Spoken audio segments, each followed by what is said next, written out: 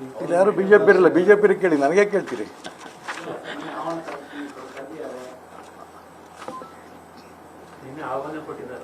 ನಮ್ಮನೆಗೆ ನಿನ್ನೆ ದಿನ ಬೆಳಿಗ್ಗೆ ಮಾನ್ಯ MP ರಾಘವೇಂದ್ರ ಅವರು ಬಂದಿದ್ದರು. ಈ ಒಂದು ವಿಶೇಷವಾದ ಕಾರ್ಯಕ್ರಮ ಇದೆ, ಯಡಿಯೂರಪ್ಪನವ್ರದ್ದು 50 ವರ್ಷದ ಸಂಭ್ರಮಾಚರಣೆ ಬರಬೇಕು ಅಂತ ಕರೆದ್ರು. ನಾವು ಇಡೀ ಕುಟುಂಬ ಇವತ್ತು ಪುರಿ ಜಗನ್ನಾಥಕ್ಕೆ ಹೋಗ್ತಾ ಇದ್ದೀವಿ. ನನಗೆ 4 ಹೆಣ್ಮಕ್ಳು, 4 ಅಳಿಯಂದರು, ಮಗ, ಸೊಸೆ, 8 ಮೊಮ್ಮಕ್ಕಳು, ನಾನು ನನ್ನ ಹೆಂಡತಿ, 18 ಜನ ಒಟ್ಟಿಗೆ ಹೋಗ್ತಾ ಇದ್ದೀವಿ. ಹಾಗಾಗಿ ನಾನು ಕಳಿಸ್ದೆ, ಈ ಕಾರ್ಯಕ್ರಮಕ್ಕೆ ನಾನು ಬರೋಕ್ಕಾಗ್ತಾ ಇಲ್ಲಪ್ಪ, ಒಳ್ಳೆ ಕಾರ್ಯಕ್ರಮ ನೀವು 50 ವರ್ಷದ ಮಾಡ್ತಾ ಇದ್ದೀರಿ, ಯಶಸ್ವಿಯಾಗಲಿ ಅಂತ ಅಂದ್ಕೊಂಡು ಯಡಿಯೂರಪ್ಪನ ತಿಳಿಸಿ ಅಂತಲೂ ಕೂಡ ನಾನು ಕಳಿಸಿದ್ದೀನಿ. ಹಾಂ, ನೀವು ಹುಡುಕಬೇಡ,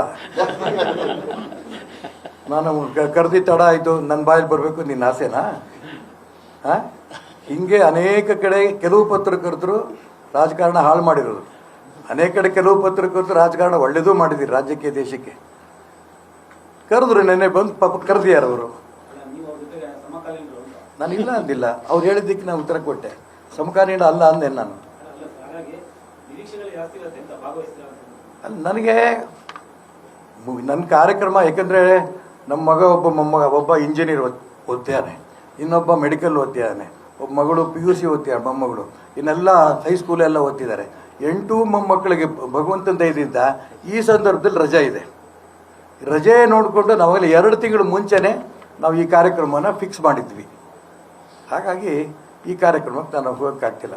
ಏನು ವಿಶೇಷವಾದ ಒಂದೇನು ಗಮನ ಹರಿಸ್ತಾ ಇದ್ದೀರ ನೀವು, ಅದೇನು ಅಷ್ಟೊಂದು ಗಮನ ಕೊಡಬೇಕಾದಂಥ ಸಬ್ಜೆಕ್ಟ್ ಅಲ್ಲ.